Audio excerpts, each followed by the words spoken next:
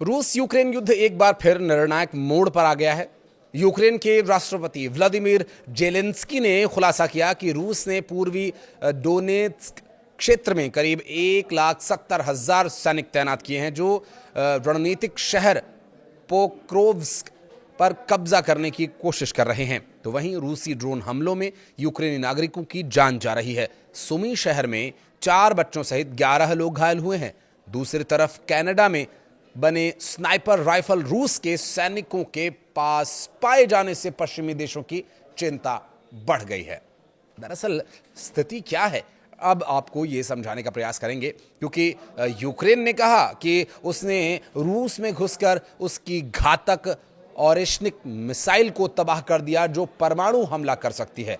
और आइए आपको बताते हैं कि इस पूरे युद्ध में अब स्थिति ताज़ा क्या है, क्योंकि यूक्रेन के प्रेसिडेंट व्लादिमीर जेलेंस्की ने शुक्रवार को दावा किया था कि रूस ने पूर्वी दोनेत्स्क क्षेत्र में करीब 1,70,000 सैनिकों की तैनाती की है और इन सैनिकों का लक्ष्य है यूक्रेन के रणनीतिक शहर पोक्रोव्स्क पर कब्जा करना, और वो देश जो पूर्वी मोर्चे पर आपूर्ति और सैनिकों की आवाजाही का सबसे अहम केंद्र माना जाता है।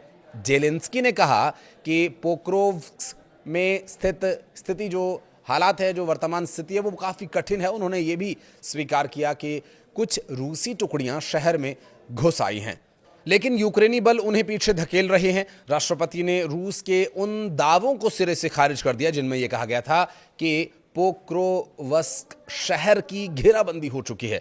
रूसी राष्ट्रपति व्लादिमीर पुतिन ने बुधवार को दावा किया था कि रूसी सेना ने पूर्वी दोनेत्स्क के पोक्रोव्स्क और उत्तर पूर्वी खार्किव के कुपियांस्क शहरों को घेर लिया है और यूक्रेनी सैनिकों को आत्मसमर्पण करने का प्रस्ताव दिया है।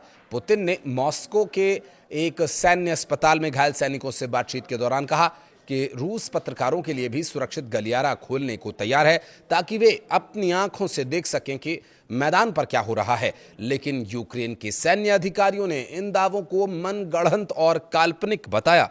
यूक्रेन की पूर्वी सेना के प्रवक्ता हिरहोरी शापोवाल ने यह कहा कि पोक्रोव्स्क में हालात काफ़ी मुश्किल हैं, लेकिन नियंत्रण में हैं। तो वहीं यूक्रेन की 7वीं रैपिड रिएक्शन कोर ने स्वीकार किया कि कुछ रूसी सैनिक शहर में दाखिल हुए हैं, लेकिन यह भी दावा किया गया कि शहर के चारों ओर लगभग 11,000 रूसी सैनिक तैनात हैं, जो घेराबंदी की कोशिश में लगे हुए हैं। इस बीच कनाडा के मीडिया संस्था ग्लोबल न्यूज़ की रिपोर्ट में खुलासा हुआ कि कनाडा में बने स्नाइपर राइफल रूस के सैनिकों के हाथों में पहुंच गए हैं, जबकि इन पर पश्चिमी देशों ने प्रतिबंध लगाया हुआ था।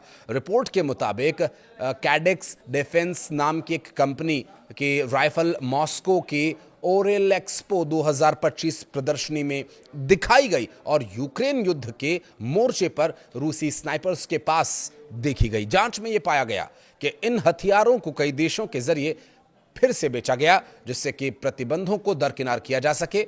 यूक्रेन ने भी यह दावा किया कि उसकी सेना ने रूस के भीतर ही एक परमाणु क्षमता वाली ओरेशनिक हाइपरसोनिक बैलिस्टिक मिसाइल को नष्ट कर दिया है।